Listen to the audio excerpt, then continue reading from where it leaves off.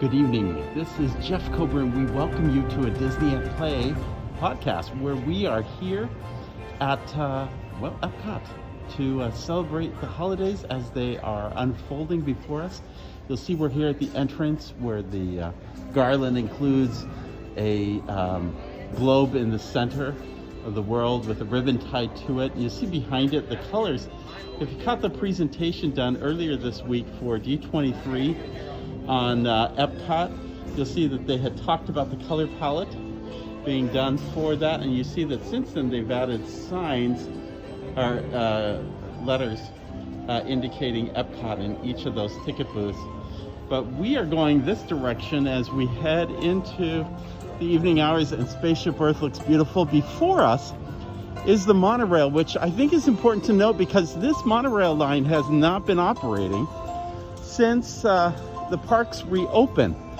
But I think that shortly, with the addition of park hopping, this monorail line is going to be back in operation. I think that adds a terrific sense of the future. It's an aesthetic that is just part of the Epcot experience. Over here above the fence, you can see the fountain that they were talking about, they put in. I'm surprised they haven't opened that up yet. I think it may open before the actual Christmas week ahead of us. But we're gonna head on into Future World and check out all the park's attractions and what's going on this evening at Epcot. Hey, I just thought with Twilight, we're not gonna go inside this evening, but the land pavilion looks so beautiful at the edge of the day. I hope you noticed the Christmas music, which has this particular track for Epcot separate of the other parks. But when you get over to what is Future World West, you can hear a 70s, 80s style soundtrack that is just, it is just this part of the park. It's just part of it. And yet at the same time, I'll move my camera over here and you could see construction as it unfolds at the Innovations area. Of course, there's fencing up in front of it, but you can see where the building has come to an end, to the area where the character meet and greet used to be, and then on over to the whole Starbucks area. That's all gone. You could see that things are progressing, but not fast. I have not seen a lot of progress on this area of the park in, well, I dare say since it reopened.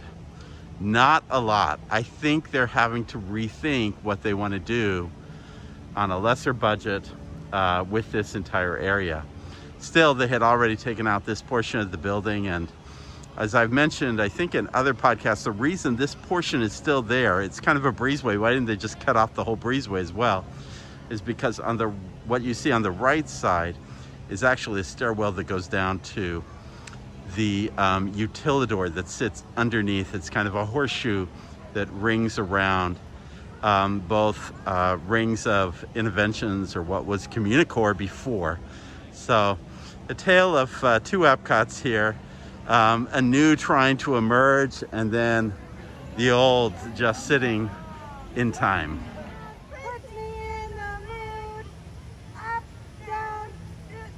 We're in the garden area in between the Land and Imagination Pavilion, and Winnie the Pooh is just out alone with a little butterfly net, looking like he's trying to catch butterflies and doing up, down, touch the ground exercises. He's kind of out by, oh, there he is, catching a butterfly. He's just entertaining the guests from afar.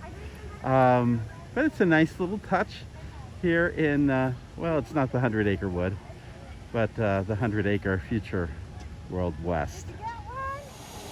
We are off to journey into imagination with Figment, and we haven't done this attraction in a little while. It's probably in the last 2 months, but there's been a new little addition to this attraction which has hit social media, and so we'll join the 10-minute queue here to enter into the attraction and take a look at this little addition to this attraction. I can't believe this has garnered so much social media attention.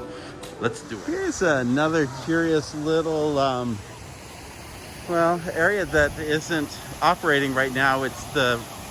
You've got these leaping fountains going on over at the main fountain and over at the smaller one behind me. But the ones that actually jump from one container to the other have all been shut off during this pandemic. Still, it's a beautiful little scene right here, especially with the fountains and with Spaceship Earth in the background. So all we need is a really good monorail coming through. And some of these monorails have been updated recently, so we're gonna have to do a little update on that as well when we have a chance. Chip and Dale have taken the place of Winnie the Pooh characters, but it's kind of dark and it kind of looks a little lonely out there along the lawn, but still it's providing something for the characters out here.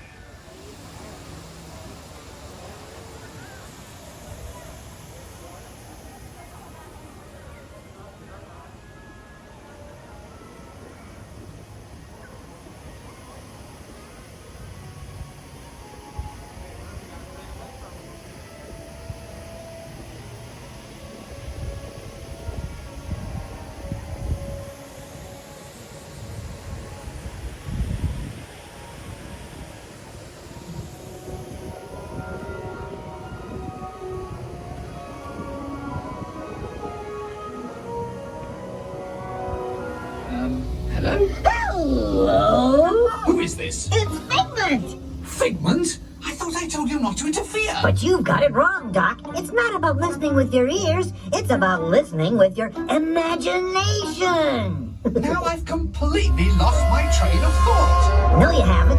It's over here! All aboard! Woo-woo! Next stop, imagination.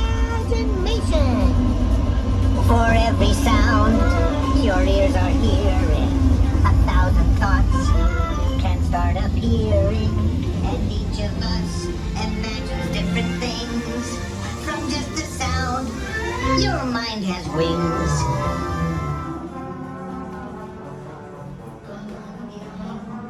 So for those who are on the podcast and not the video, what was going on is we actually saw images of Figment with a Christmas sweater on. In fact, he actually was outfitted twice, I believe, with that Christmas sweater. And it has been the big talk of social media. It's a cute sweater. If they sold it in the stores, it would sell out in no time flat.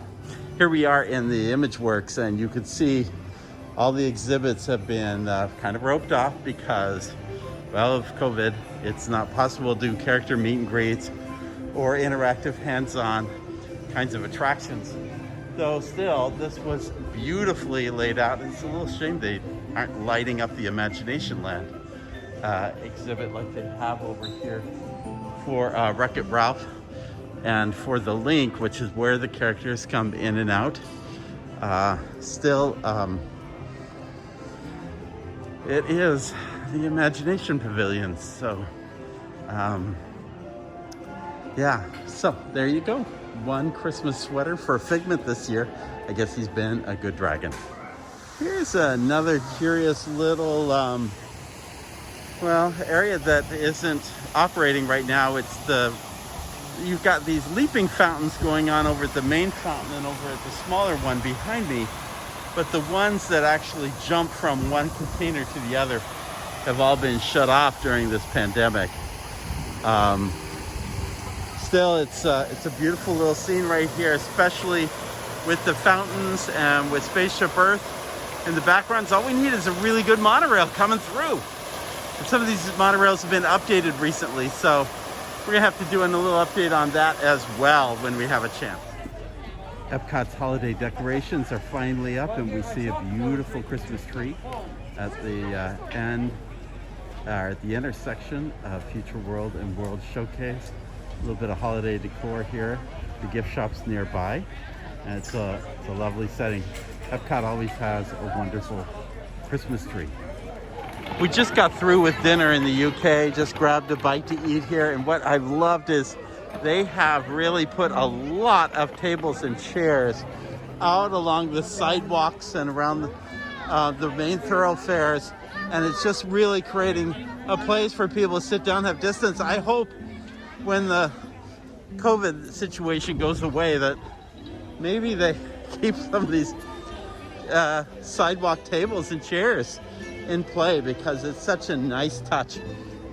We're moving from the UK pavilion on to France. We're here in France, and we're kind of at an apex, and on the left of me is the main corridor that goes into the Impression de France Theater, and there are some holiday lights and some large ornaments that are present. It's a very nice little, modest but nice little holiday display over here. What's interesting is over on the right, the predominance of a lot more street lamps. And as you see in the background, there's the Ratatouille sign. It's lit up. Even more street lights behind that. It's even more lit than the France Pavilion itself, which gives you an idea of how that is going to be a very heavy trafficked area when that attraction opens up. Now, in a previous podcast, 2 or 3 podcasts ago, we shared the news that they gave that Ratatouille is going to open in 2021. I have no idea when, but my feeling is it will be before summer. Some podcasters were saying, there was nothing done inside the attraction, that they still had a lot of work indoors, and I did not believe that. In fact, I thought I had seen a pretty finished photo before the pandemic. So that was confirmed that they are quite a ways along in this, finishing this attraction. I think they're just looking for the right time and place to open it to all the guests here, because they're wanting to use it as a driver of traffic, and there's no use to drive traffic if your capacity is only at 35%. So I think they're looking for some solutions to this pandemic ending and having things a little bit more opened up. This is one of the ornaments. It's the Tour Eiffel. It's a little Eiffel Tower model with Christmas trees inside this holiday ornament. It's a very lovely piece that makes part of the display here in France. Oh, and by the way, here's Chez de France, which opened up this last month. So you see a lot of distancing between guests at different tables. It's really nice to see that restaurant reopen. Not as tall as the tree that graces the entrance to World Showcase. However, there's a big glorious tree in front of the American Adventure, and it's all decorated for the holidays. On the other side, there's no candlelight processional this year, but look, these cast members are busy doing lighting and sound rehearsals for the holiday season. Soon the Voices of Liberty will be performing on this stage. They've been on furlough this entire time, unable to work. So that is one of the joys of the season, is to hear the Voices of Liberty. I promise you, as soon as we get a chance, we'll be back here to tape some of their music and offerings during this holiday season. We don't want to go very long without hearing from the Voices of Liberty at Christmas. So it appears that Joffrey's here at the American Adventure is going to have some competition coming pretty soon, because behind this fence, which we've been actually taking above the fence photos on for the last little while, it's been revealed that there's a gelato place that is going to be coming. I'm thinking to myself, do we really need another gelato place? Wasn't there enough in France?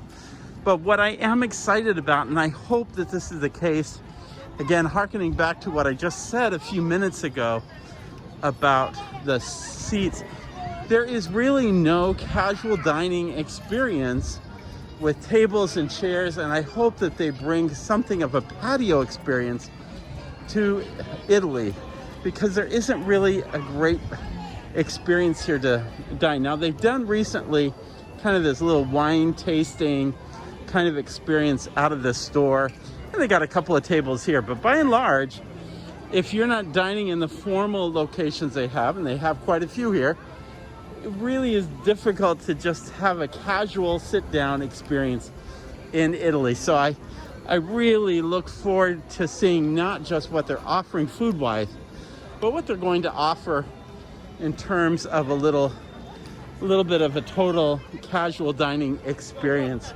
while you are here. Germany gets Christmas, and we are here in a very festive little Platz where we can see a lot of holiday decorations in view. It's quite beautiful, and of course they have the unique distinction of having a Christmas shop in their pavilion, and so there's lots of beautiful holiday decorations inside this store. Let's check out a couple of things going on, because these are a little different than what you find in most Disney shops. For instance, of course, you see the pickle tree, which is a German tradition of hiding a pickle inside the Christmas tree, and whatever kid finds it on Christmas morning gets a special little gift during that time. And a German pavilion Christmas shirt being sold back. This is a beautiful view of World Showcase at night, at evening time, and we are actually on the bridge made famous because it's the thing that goes up to allow barges and boats to pass through as they prepare for the fireworks experience. And there were a lot of announcements and talk this week about HarmoniUS coming. By the way, before I get any further, note that you could see the original flame towers that were implemented with illuminations. This entire area is going to be some spectacular event in terms of the size of these barges that are going to have these fountain projections on it. It sounds incredibly promising what they have in mind and what they're looking to do. In particular, what was cool about all this was that they said that they would make this a fountain experience during the day. So we're going to have fountains. We're going to have that water play element during the day. Now I'm crossing over to the other side of the bridge, and this area here is just a river that goes toward the end. You can see a lot of birds in the trees, similar to what you find at Disney Animal Kingdom at night. And then the river takes a turn, which you don't see here, but we will post some images from that Disney has posted of the barges being built.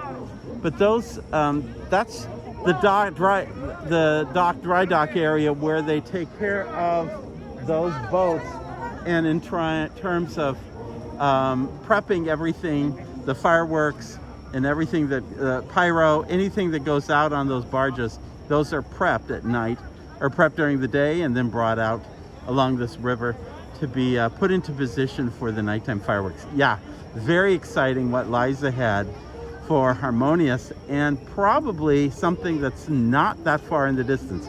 Again, be interested to see if they tie that to Ratatouille and that opening.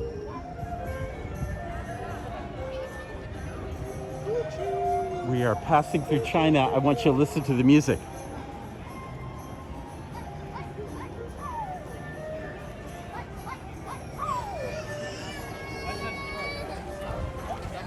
So the music is tied completely to Mulan.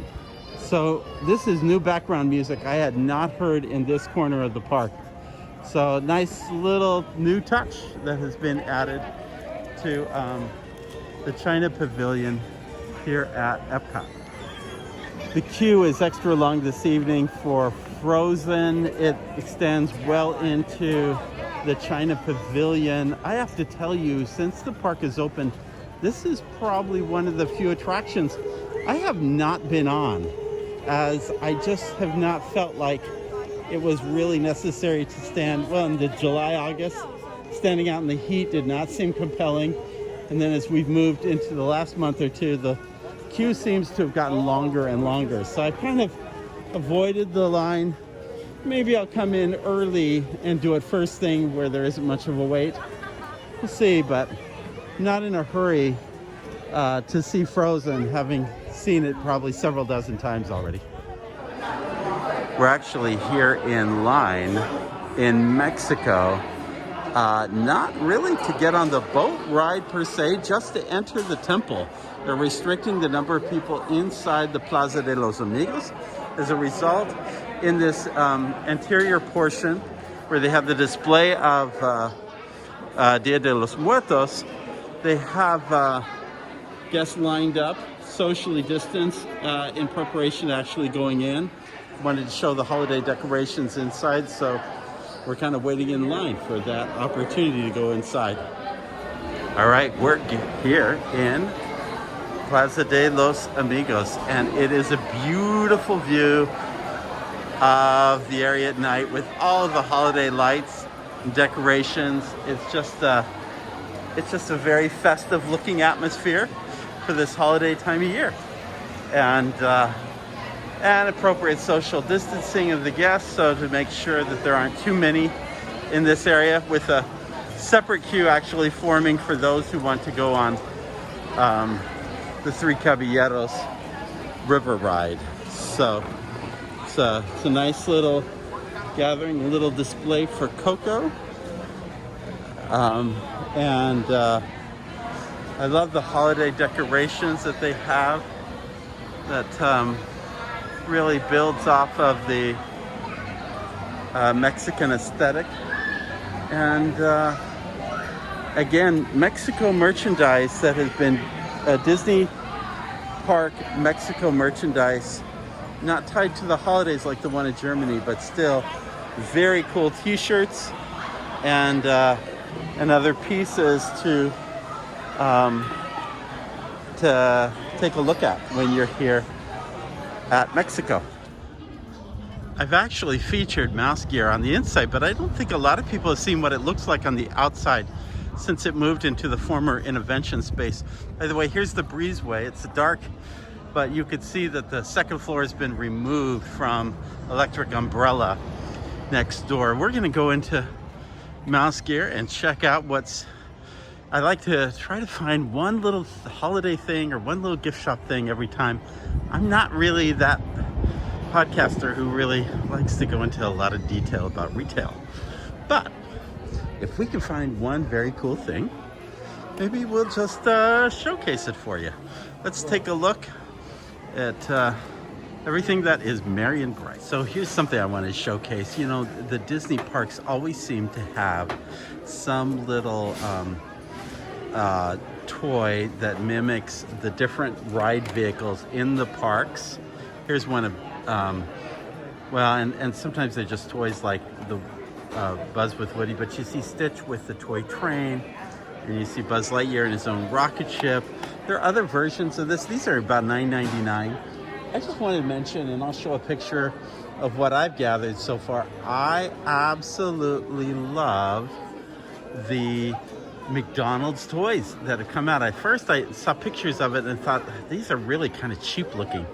But I gotta tell you, for the price of a Happy Meal, you get the free toy.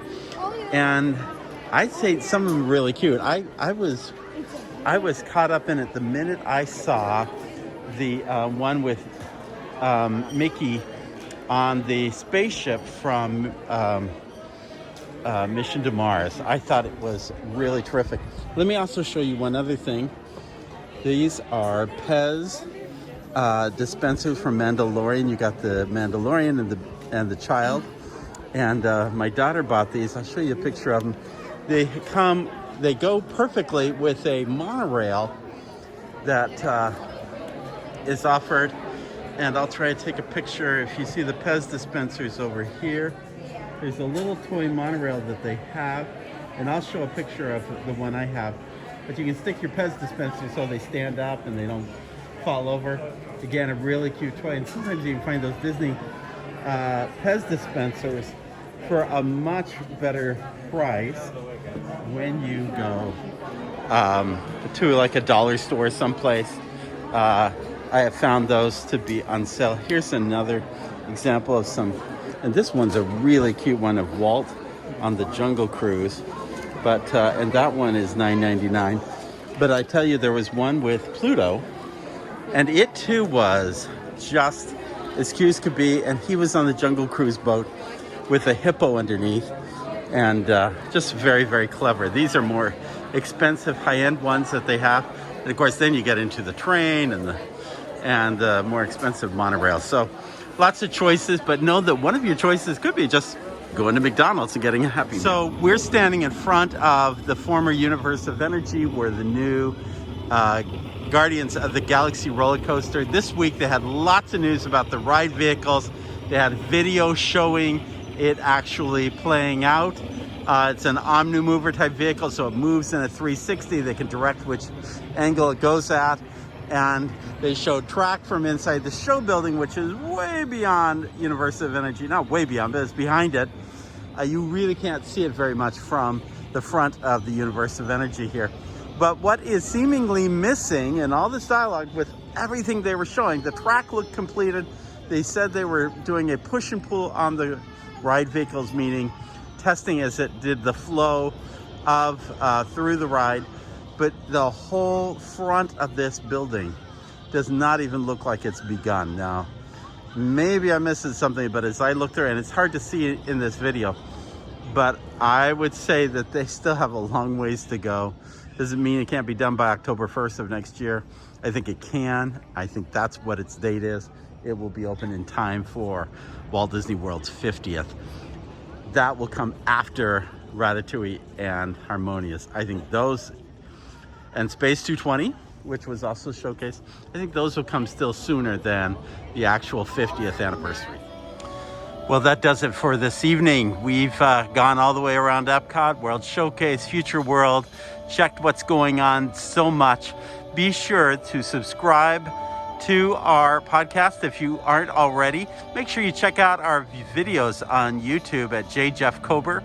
And if you get a chance, head over to iTunes to give us a friendly rating or a good review if you could afford the opportunity to do so. Make sure you check out all our podcasts, because we are covering so many things during this time of year.